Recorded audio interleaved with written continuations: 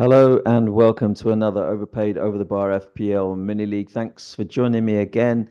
We're going to run through game week 32, what happened in the double game week, and look forward to the next double game week 33 with an eye on the blank game week of 34 as well. Okay, to begin with, this double game week came between two Champions League fixtures for the quarterfinalists, and they were really great to watch, especially Aston Villa second leg against Paris Saint-Germain and Arsenal's first leg against Real Madrid were great fixtures. Actually, also the Bayern Inter game. I was in a bar last night, one of these sports bars with lots of TVs, and I watched both Bayern Inter and Arsenal Real Madrid, and there was fans from all four teams in the bar in Lisbon. So it's very it's like quarter each almost in terms of noise. A bit less for Bayern, I'd say, than the other three teams.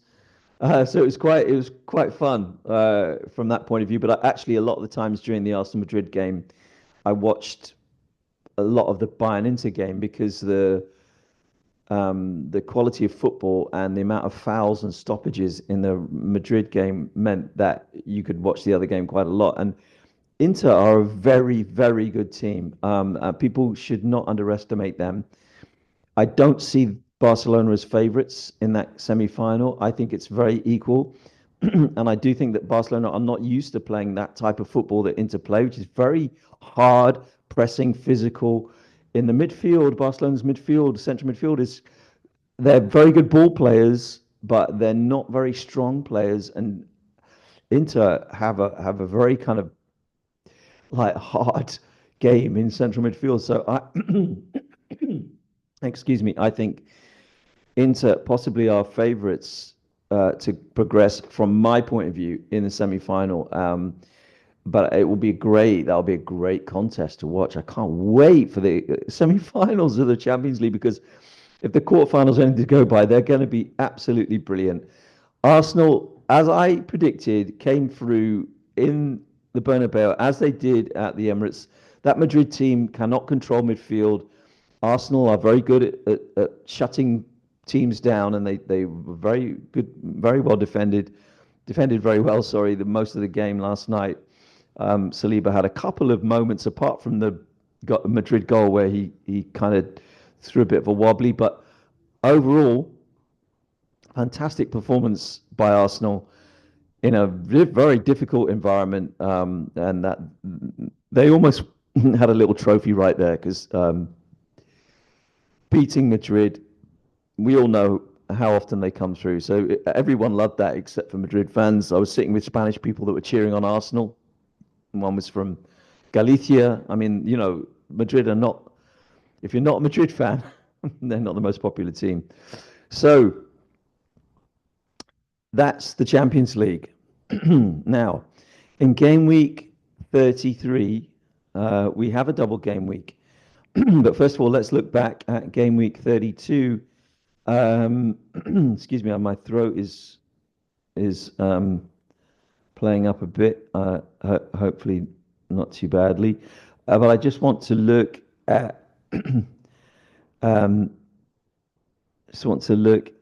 the game week we just had. So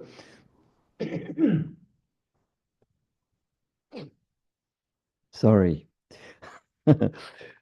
This is my team now. I scored the most points in this game week. Now, I should be happy about that.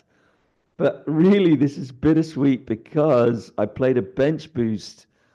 And look at this sorry state of affairs for a bench boost. I literally got 5 points from a bench boost. That's the worst chip I've ever played in nearly 20 years of playing this game.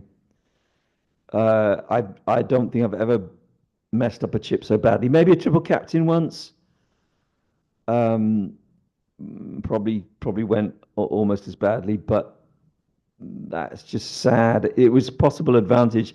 I should have waited to play it this week, but then I was on the deadline. Instead of being at work this week, I was sat at home at the deadline. Think, oh yeah, just play my bench boost. I've got some great players on the bench, and then No. So if you want to see how bench boost is played, have a look at this. Robbie Speak had a bench boost, and his game week score was 90 because of the bench boost. Conser Rogers Byrne on the bench, and they are genuine bench players that he would have selected these ahead of them. So that was a very good score from Robbie. Let's have a look at the table. Piers is still in front, 78 points. Again, a mixed week for Piers. He captained Murphy, which is an amazing captain. He scored 38 points on his captain. Brilliant choice. As did Craig. Great choice of Murphy as captain.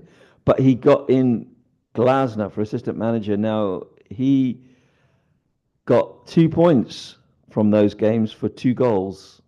Nothing else. And if he'd gone with Eddie Howe, yeah, shoulda, woulda, coulda. If he'd gone for Eddie Howe, he would have got 6, 12 plus 9 is 20,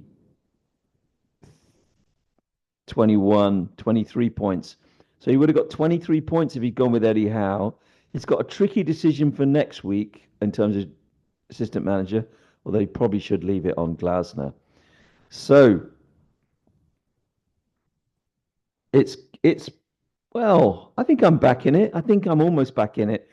My real target is not winning this. I know this sounds pretentious, but my real target is not winning this mini league. It is getting in the top 100K because over history, you see your rank history in the years that have come by, and it's the only thing that you see in the following season. You don't see who won the mini league, next year. I wish you did in the mini. I wish there was a mini league, you know, history underneath the mini league, but there isn't. So, like in the years to come, all I see is my rank from that season, and it always makes me happy to see a rank in the top 100K. So I'm trying to get that. I'm on 227.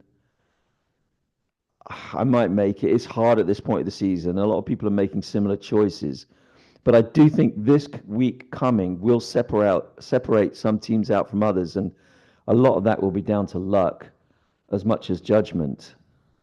So, anything else about this game week? Not necessarily to speak of. Good weeks for Craig and Keith. I mean, those were well above the average. What was the average score? Average points was 56. So, if you're in the 80s, that's a very, very good score indeed. So, looking ahead to game week 33. So, where's my fixtures? Fixtures, here we are. Right. These are the fixtures for game week 33. We have 2 games each for Manchester City, Aston Villa, Arsenal, and Crystal Palace. Now, this should present us with a richness of choices from teams that like to score goals. All these teams like to score goals. And Arsenal and Manchester City should be good bets for clean sheets, of course. But when you start looking at it in detail, it's really hard to choose players for this. Even if I was on a free hit, I would find this really, really challenging in terms of who to get in. Not forgetting that Liverpool have Leicester away, and I mean, what? How many goals are Liverpool going to score against Leicester? Right. So let's go through them one by one. Okay, first of all, Crystal Palace. Now, Crystal Palace have a semi-final of the FA Cup on the Saturday or Sunday that follows. I think it's the Saturday that follows this game week. So they've got 3 games in 8 days, and one of them is an FA Cup semi-final, the last one. Now, what does that tell you about the likelihood of them rotating at Arsenal on Wednesday? I don't think we're going to see their star players starting against Arsenal at the Emirates. I seriously doubt we'll see Mateta or Eze starting on the 23rd. So if you have Munoz, it's probably a better bet in this double game week than Eze or Mateta, I think. And I do think it means if you don't have three Palace, you don't need three Palace. I would concentrate on the other three teams because the Bournemouth at home fixture is a difficult one. Honestly, Palace look a bit like they're running out of steam anyway and thinking about the cup, whereas Bournemouth are still firing. So I would, if you're not on Palace already, don't worry. And if you're on assistant manager Palace, I would get it off it personally. But is there still a table bonus? I should have looked this up. Is there still a? I think there might still be a table bonus for Bournemouth at home.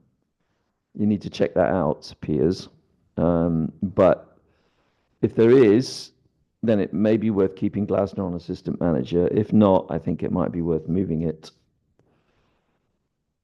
But anyway, none of us are on the assistant manager except Piers, I don't think. So that's Palace. I mean, really, I don't think there's anything more to say about that. All their players seem fit, but Mateta's not getting many minutes at all right now, so I don't know. Okay, next. Arsenal. Okay, now, Arsenal have Ipswich away, which seems amazing, and they have Palace at home, which again is likely to be a win for Arsenal. So I think out of all the four teams, who do I think will get 6 points? I think Arsenal will get 6 points. I think Manchester City are very likely to as well, but that Aston Villa game, I don't know. Aston Villa will give it a go. They're going for the Champions League. So then you have to say, well, who am I going to get in from Arsenal? I don't know. I mean, I think Saliba and Raya are the best choices. You could go with Marino, who seems to be essential for them because they don't have any other strikers available. Bukayo Saka, I was going to get him for this double game week. I was going to get him because I think, he'll play both games, but he won't play the whole game. Now, whether he starts one of them or both of them or neither of them, God knows, frankly. And if I was Arteta, I think I'd leave him on the bench. I mean, as long as he's not scared of losing a Champions League place, I would just leave him on the bench. I mean, I certainly wouldn't start him against Ipswich. They've got enough players to beat Ipswich without starting him and just bring him on for 20 minutes. Maybe at home to Palace, he might start to keep him, in the rhythm. That sounds 20 minutes against Ipswich and 60 minutes against Palace. I mean, he could score a couple at least in that time. So it's up to you if you want to gamble on Saka. If you already have him, I wouldn't get rid for sure. If you don't have him, I'm not sure he's worth it, really. But then what other Arsenal midfield player is better than Saka? I don't know. I don't know. Marino is the obvious pick from those, I think.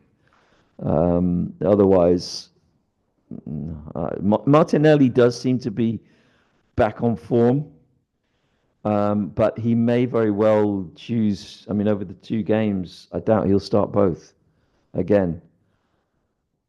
So it's up to you. Odegaard, maybe. Odegaard might start both, but Odegaard doesn't seem very attacking this season. He hasn't scored goals. It's hard. I told you, it's hard. You could go three Arsenal defenders. You have to be careful that one of them doesn't get rotated if you choose somebody apart from Saliba and Raya who do appear to be fixed. It could be Kiwior, it could be Timber. But just check out in terms of likelihood if you're going to go for one of those two. Also, if you can't afford Saliba, they're cheaper. All right. So that's Arsenal. Not getting very far at the minute. Manchester City. Right. So first of all, I mean, the obvious picks are Guardiola, Marmoush. I don't think there's any argument that they are the best picks for Manchester City. I'm not going to discuss them. Marmoush seems to be because they don't have a striker, and he seems to be very fit as well. He doesn't seem to. Pep leaves him on the whole game. He doesn't seem to. I mean, no, well, he does substitute him, but I don't think there's any danger of him not starting in these two games. Guardiola appears also to be absolutely nailed. Now, defenders, you could have Ruben Dias. Um, apart from that, I'm not sure really anything worth getting. Midfield is where it just starts getting very complicated. Now, Kevin De Bruyne has just pulled off a vintage De Bruyne performance in the last game. And why not? He looks back on form. He says he's fit again. I did, I did point this out a few weeks ago before other people did. I did say a few weeks ago that he looks back to his best. I'm like the game week before this. If you watch these videos and listen to what I say, which is at least one of you, so he's a good pick. But I doubt he'll start 2 games in a week. I mean, why would you start him 2 games in a week? It's probably likely that he'll rest him against Everton and then play him against Aston Villa. That's what I would assume. But then again, Pep doesn't have to worry about his fitness because he's leaving Manchester City, so he may very well play him twice. You know, they're not going for any other trophy, so why not play him twice if he's the best pick in the team? It's a hard one. I mean, he's the punt for this week, KDB. He's the one that if you want to, if you know you're chasing rank, or even if you're not, you want to get a leap on the others, and you captain KDB, you could make a lot of points. However, Everton away isn't an easy fixture, and neither is Aston Villa. Everton, we know what they're like. They'll probably just shut them down as much as they can. So I don't know. Savinho, it's really difficult to know why he's not playing. Pep seems to seems to have favoured him up to the point where he left him on the bench, and now it seems that it could be some people are saying there's been fitness issues, and that's why he didn't start. But nobody said anything at Manchester City about that. And if you don't have Savinho, don't get him in. I mean, it seems obvious. I mean, you're not going to do that, but I have Savinho, and I'm going to keep him because I just think he'll get some minutes in one of those games. And I can't be bothered to make a dodgy transfer to another dodgy midfield player from one of these other teams. So Savinho, Foden, also we just don't know if he's going to start. We don't know how fit he is. He may very well start and score twice. Who knows? Apart from that, in midfield, there's nothing really, is there? No, not really. I mean, Gundogan, no. The only reason he got an assist in the last game is because he totally missed the ball and it just skimmed off his foot to somebody else. So up front, you got Marmoush, and that's it. I mean, you could get Edison I mean, oh, wait, no, Ortega's come in for Edison. Oh, yeah, Edison's injured, and Ortega's come in, and I was thinking, oh, yeah, that's quite a good one for a free hit or something. Have you seen how much Ortega costs? He's reserve keeper, and he costs over 5 million. Why? So, I mean, he's more expensive than most first choice keepers in the league, which is really weird. So, no goalkeeper. Anyway, that's Manchester City. And we move on to Aston Villa now. Aston Villa, again, last season, this would have been really easy. Just getting Watkins. It's like, and now Rashford's starting ahead of Watkins in the Champions League and in the league in the last 3 games or last 4 games. And we don't really sort of know if Watkins will come back in the league. It seems Rashford is favoured, so Rashford is a decent pick, absolutely, for this week. Not easy fixtures, home to Newcastle, away to Manchester City. I think the obvious pick for Aston Villa is Morgan Rogers, who starts every game, whatever competition. And he's also a really good player, as Freddie pointed out early season. Very, very, very good player. So, Morgan Rogers, possibly Rashford, and maybe a defender, Konsa. I mean, there's a few you can pick from there. Luca Dean may not start both games because they've got Matson who comes in for him. They've got an interesting one now because they've got um, they're in the FA Cup, aren't they, as well as going for Champions League. So it's going to be quite hard for them at this point, I think. Are they in the FA Cup? My memory's gone about the FA Cup. Oh, I'm sorry. I can't remember. I think they are in the FA Cup. So I don't know.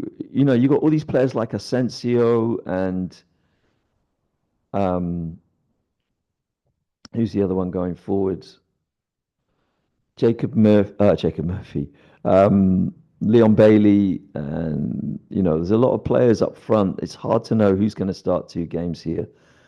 So I'll leave that up to you. I'm sorry, I'm not recommend. This is really hard. This double game week is really hard to know what team to put out. And actually, if you've got a basically strong double game week squad, just don't change it that much.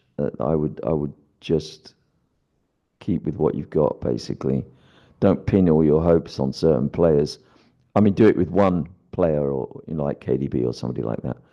So, who to captain? I've got a list here. Marmoush, Rogers, Saka, Saliba, Kevin De Bruyne.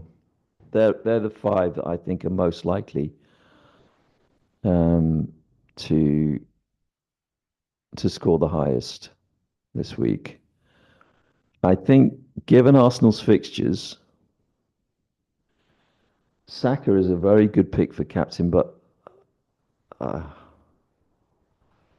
I have no idea what I'm going to do still. I don't even know my transfer. Oh, I do know one of them. I'm going to make two. But I just, yeah. Oh, so that brings us to game week 34. Now, a lot of people in game week 34, this is a blank game week. If you're not playing a free hit in this blank game week, your tactics should be very different right now to if you are. A lot of people still have the free hit and they have Newcastle players. Now, Newcastle have Ipswich at home. It's the plum fixture of this game week. Possibly Wolves at home to Leicester is another one. So if you've got three Newcastle players still in your squad and you're thinking, oh, they're not doubling this week, so I might get rid of one of them or two of them, don't if you're not free hitting next week because you're going to need them for Ipswich in game week 34. If you are free hitting, there is a good reason to get rid of Newcastle players because their fixtures after 34 are not great. So if you're on three Newcastle, I think getting rid of one of them is quite justifiable. Weirdly, the one you'll probably get rid of is Jacob Murphy. If you're looking for five midfield players this week, if you're on bench boost, for example, you want to maximize the amount of players double game weeking in that, so you probably get rid of Murphy. You might even get rid of Isak as well. I don't know if I will personally. I think I'll hold on to him. After game week 34, there may be another double in 36, but it hasn't been confirmed. And we don't yet know. For example, Aston Villa might double again in 36. Yeah, they are still in the FA Cup, yeah. So This game week, 34, you've got Wolves players, Newcastle players, and possibly Chelsea, but I don't think home to Everton for Chelsea now is much of a fixture anymore. Um, apart from that, Liverpool at home to Spurs will probably score a few goals. So, if you're still on Salah, good. You'll need him this week and next week. Palmer might well come back in to form. I mean, he actually is playing quite well again, but he's just not getting returns. He's at Fulham this week and at home to Everton next week. So when you're thinking about 33, do think about 34. If you've got a free hit for 34, it solves a lot of problems in terms of that. If you don't, remember that this game week will also provide a lot of opportunities for swing points, people to gain on other people. These two game weeks are probably players like me that are chasing a higher rank of, 200,000 higher or 100 and more than 100,000 higher. These two game weeks present the biggest opportunity to do that, probably for the rest of the season. So it's very important if you want to hold your ground or progress to just weigh up the options. Okay, well, um, we've got a 3 o'clock kickoff on Saturday. Arsenal are playing in the Champions League at 12:30, the Women's Champions League. I think that might be why there's no fixture until 3 o'clock. So the Women's Champions League semis are this coming week, 2 weeks, over 2 weeks. So they will provide us with the finalists. So I think we've got Arsenal and Lyon in one, and Barcelona and Chelsea, I think, in the other one. Anyway, that's going to be very interesting for me because I'm attending the final of the Women's Champions League here in Lisbon. Quite excited about that game, so I'll try and watch both the semi-finals if I can. So there's no early kickoff on Saturday, but there's three games at 2 o'clock on Sunday, and then there's a game on Monday, Tuesday, and Wednesday night because of the double game week. So plenty of Premier League football. Can't complain about that. Some Europa League tonight. Europa League is getting a bit interesting now, getting to the knockouts. I think Frankfurt will beat Spurs. I think Frankfurt might win the competition. I think they're better than Manchester United. There's a possibility Bilbao could win it too. Obviously, I think the Conference League is Chelsea's, isn't it? I mean, if you look at the teams of the Conference League, you haven't even heard of half of them. Like Chelsea should win that. But anyway, I'm sure they'll find a way not to. So, thank you for watching. I very much appreciate it. Hopefully, this one was a bit more organized than the previous weeks that have been a bit rambly and a bit confused. So, have a good game week. Best of luck. See you next time and take care. Stop recording.